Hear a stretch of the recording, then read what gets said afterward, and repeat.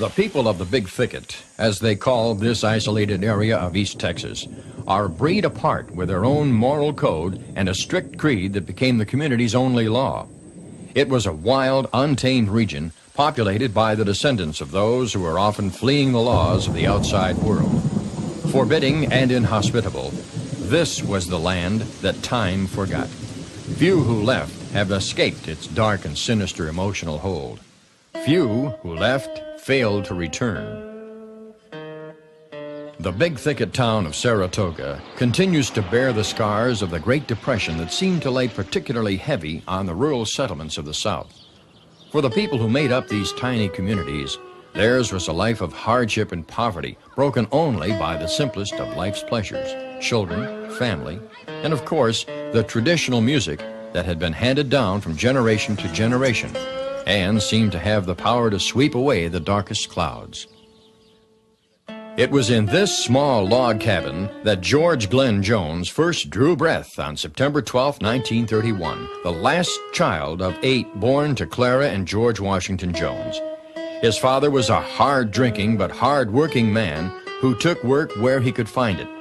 His mother was a religious woman who prodded young George to sing at the small church where she played piano. I learned my first chords on the guitar after my daddy finally bought me one, I think when I was about 9 years old.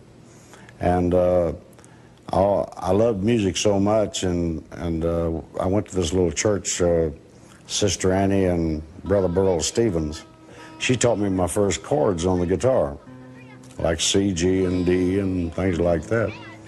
And I started hanging out over there more often, you know, and she'd get her guitar and we'd pick and sing together.